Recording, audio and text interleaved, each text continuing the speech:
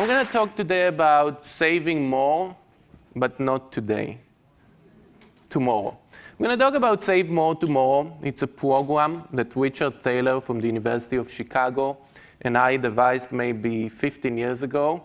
The program, in a sense, is an example of behavioral finance on steroids, how we could really use behavioral finance. Now, you might ask, what is behavioral finance? So let's think about how we manage our money. Let's start with mortgages. That's kind of a recent topic, at least in the US. A lot of people buy the biggest house they can afford, and actually slightly bigger than that. And then they foreclose. And then they blame the banks for being the bad guys who gave them the mortgages. Let's also think about how we manage risks. For example, investing in the stock market. 2 years ago, 3 years ago, about 4 years ago, markets did well. We were risk takers, of course, right?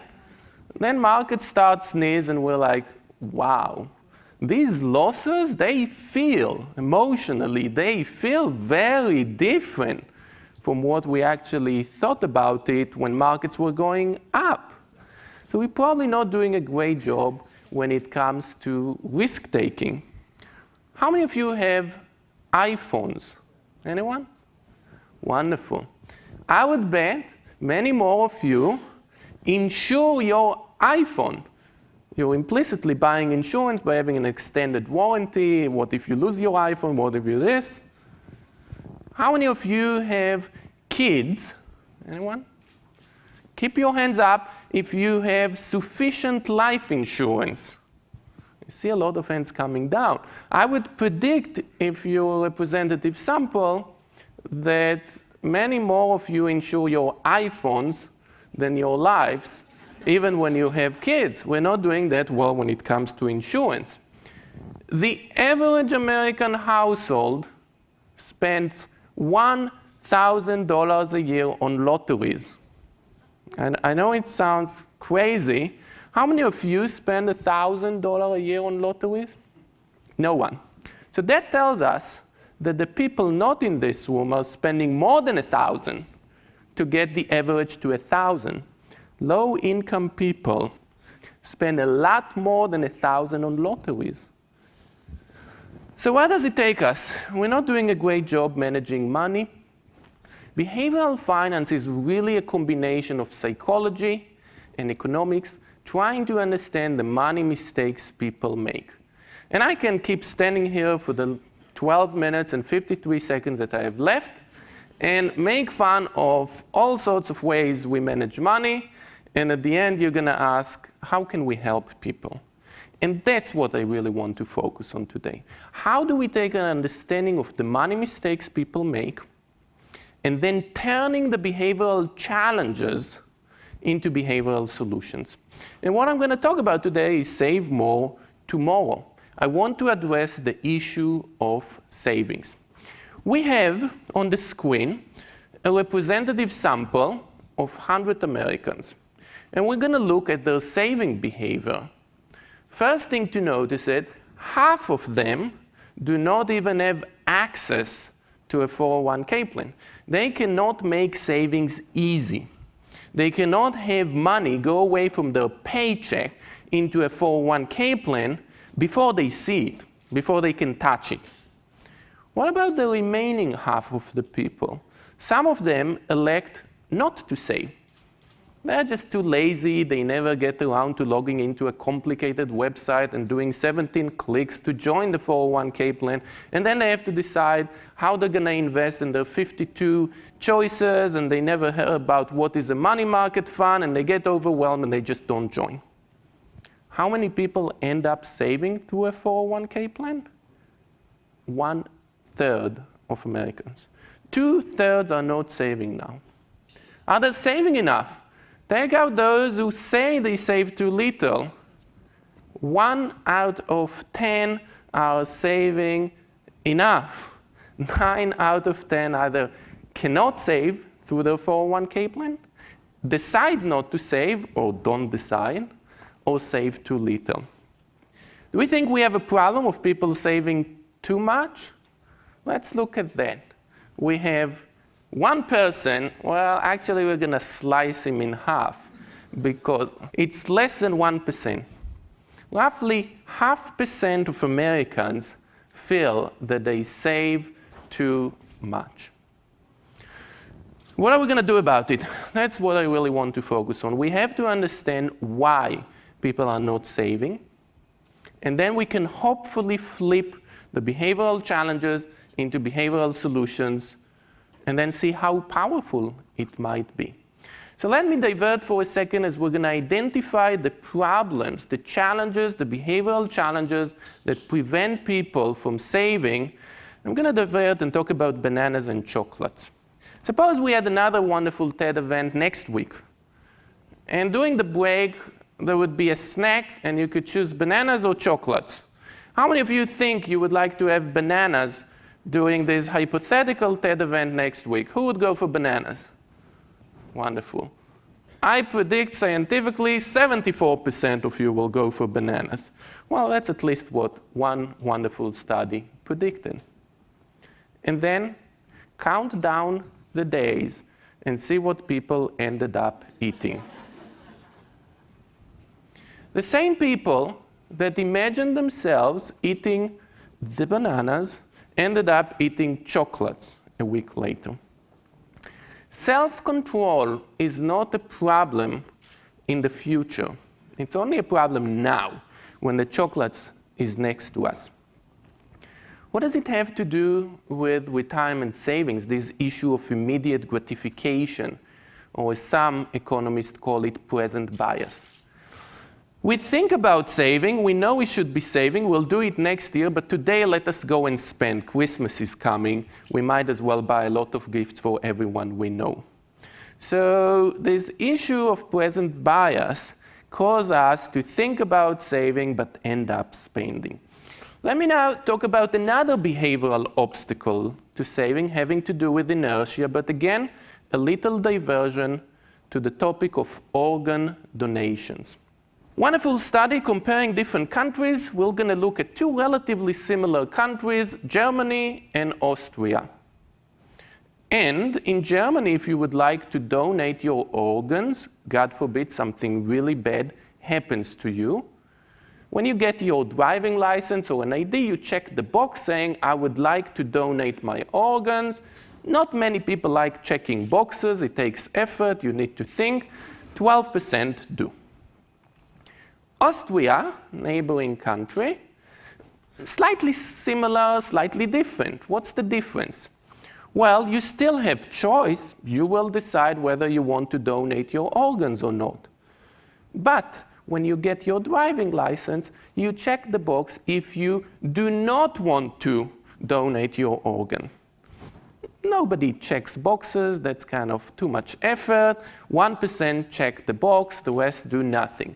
Doing nothing is very common. Not many people check boxes. What are the implications to saving lives and having organs available? In Germany, 12% check the box, 12% are organ donors. Huge shortage of organs, God forbid if you need one. In Austria, again, nobody checks the box. Therefore, 99% of people are organ donors. Inertia, lack of action. What is the default setting if people do nothing? If they keep procrastinating, if they don't check the box, is very powerful. We're going to talk about what happens if people are overwhelmed and scared to make their 401k choices. We're going to make them automatically join the plan, or are they going to be left out? In too many 401k plans, if people do nothing, it means they're not saving for retirement if they don't check the box. And checking the box takes effort. So we chatted about a couple of behavioral challenges. One more before we flip the challenges into solutions having to do with monkeys and apples. No. This is real study. And it's got a lot to do with behavioral economics. One group of monkeys gets an apple. They're pretty happy. The other group gets 2 apples. One is taken away. They still have an apple left. They're really mad. Why have you taken our apple? This is the notion of loss aversion. We hate losing stuff, even if it doesn't mean a lot of risk. You would hate to go to the ATM machine, take out $100, and notice that you lost one of those $20 bills. It's very painful, even though it doesn't mean anything. Those $20 might have been, a quick lunch. So this notion of loss aversion kicks in when it comes to savings too. Because people mentally and emotionally and intuitively frame savings as a loss because I have to cut my spending. So we talked about all sorts of behavioral challenges having to do with savings eventually. Whether you think about immediate gratification and the chocolates versus bananas, it's just painful to save now. It's a lot more fun to spend now. We talked about inertia and organ donations and checking the box. If people have to check a lot of boxes to join a 401k plan, they're going to keep procrastinating and not join. And last, we talk about loss aversion and the monkeys and the apples. If people frame mentally saving for retirement as a loss, they're not going to be saving for retirement. So we've got these challenges, and what Richard Thaler and I were always fascinated by. Take behavioral finance, make it behavioral finance on steroids, or behavioral finance 2.0, or behavioral finance in action, flip the challenges into solutions. And we came with an embarrassingly simple solution called save more, not today, tomorrow. How is it going to solve the challenges we chatted about? If you think about the problem of bananas versus chocolates, we think we're going to eat bananas next week. We think we're going to save more next year. Save more tomorrow invites employees to save more maybe next year, sometime in the future, when we can imagine ourselves eating bananas, volunteering more in the community, exercising more, and doing all the right things on the planet. Now, we also talked about checking the box and the difficulty of taking action. Save more tomorrow makes it easy. It's an autopilot. Once you tell me you would like to save more in the future, let's say every January you're going to be saving more automatically. And it's going to go away from your paycheck to the 401k plan before you see it, before you touch it, before you get the issue of immediate gratification.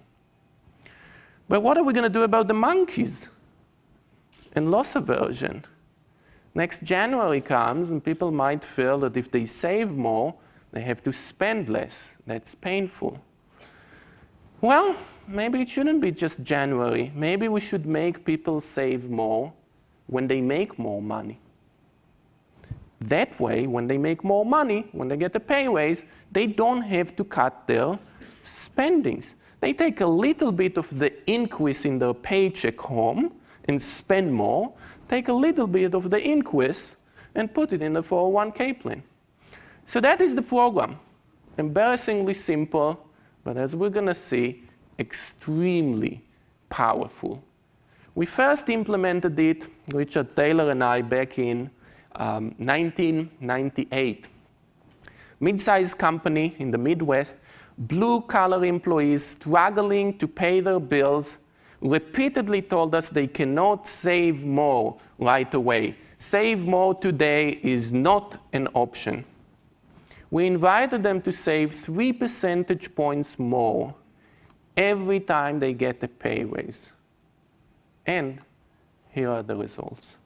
We're seeing here a 3.5-year period, 4 pay raises. People who were struggling to save were saving 3% of their paycheck. 3.5 years later, saving almost 4 times as much, almost 14%.